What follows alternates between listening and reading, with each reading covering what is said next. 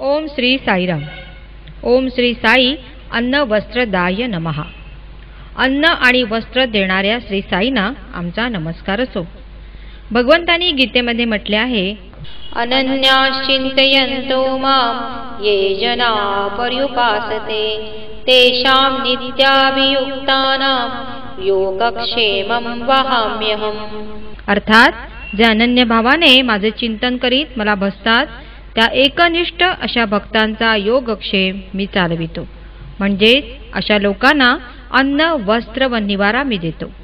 भगवान बाबा असेच कार्य करीत आहेत.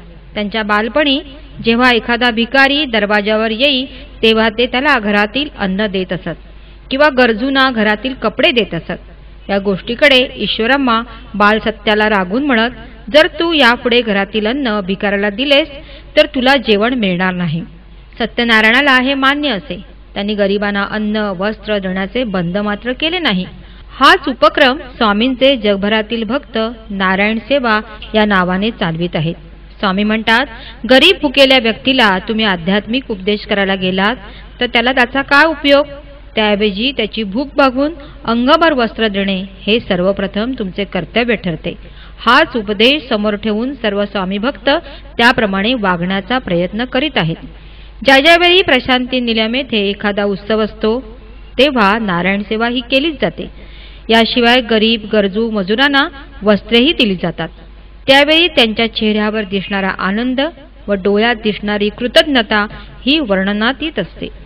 केवळ या व्यक्तीच नव्हे तर इतर भक्तांनाही जेव्हा स्वामींच्या हातून अमृत किंवा इतर प्रसाद मिळतो तेव्हा त्यांनाही धन्य झाल्यासारखे वाटते. स्वामींचा स्पर्श झालेला रुमाल मिळणे हाही एक अवर्णनीय आनंदच.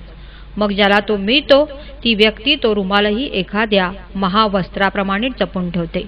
अन्नदानाचे महत्त्व सांगणारी टोरंटो येथे घडलेली ही घटना.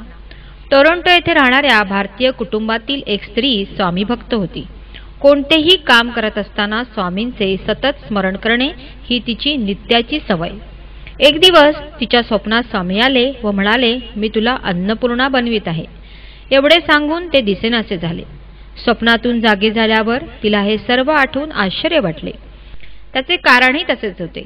टोरंटो येथील काही मंडळी एकत्र येऊन त्यांनी महाराष्ट्र मंडळ चालविले होते.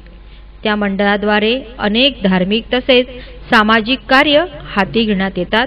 ही कामे सुरळीत व्हावीत म्हणून त्यांनी काही पदे निर्माण केली असून त्या पदावरील व्यक्ती इतरांच्या सहाय्याने संपूर्ण वर्षभर ही कामे करत असतात.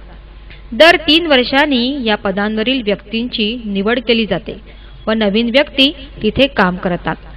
नेमक्या त्याच वर्षी या निवडणुका घेण्यात येणार होत्या, पण त्याला वेळ होता आणि स्वामी स्वप्नात आले. जेव्हा प्रत्यक्ष निवड करण्याची वेळ आली त्यावेळी इतर पदांसाठी अनेक इच्छुक होते, परंतु अन्नपूर्णा या पदासाठी एकही स्त्री इच्छुक नव्हती. आणि त्याचे कारणही तसेच होते.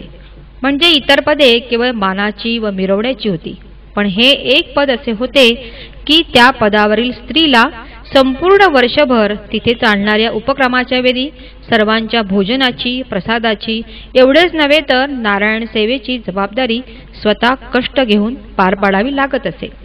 आणि म्हणूनच त्या पदावर काम करण्यास स्वखुशीने कोणीही तयार नसे. शेवटी सर्वानुमते या स्त्रीच्या गळ्यात हे पद टाकण्यात आले.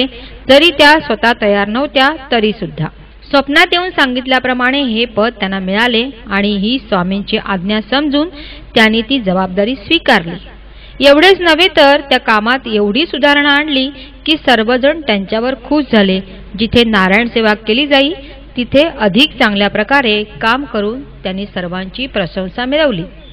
आणि जेव्हा त्यांचा कार्यकाल संपत आला तेव्हा हे पद कायम सांभाळावे अशी सर्व सहकाऱ्यांकडून त्यांना विनंती करण्यात येऊ लागली.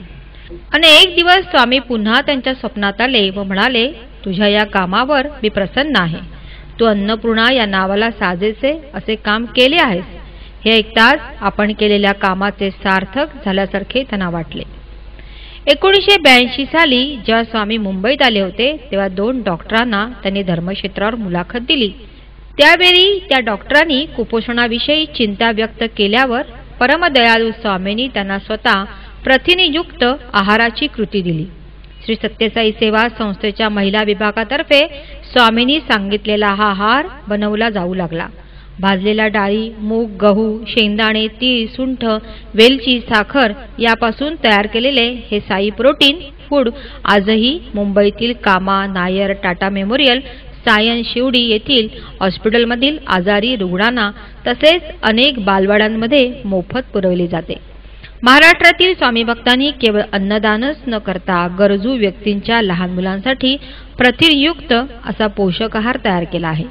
Shri Sathya Sai institute of agriculture and biotechnology या संस्थेने श्री सत्यसाई पोषक आहार नावाचे एक पोषक अन्न तयार केले आहे, जे संघटनेच्या बालवाड्यांमधून लहान मुलांना रोज 2 वेळा देण्यात येते, ज्यामुळे या मुलांचे कुपोषण न होता योग्य प्रकारे वाढ होईल. ओम श्री सत्यसाई नाथार्पणमस्तु.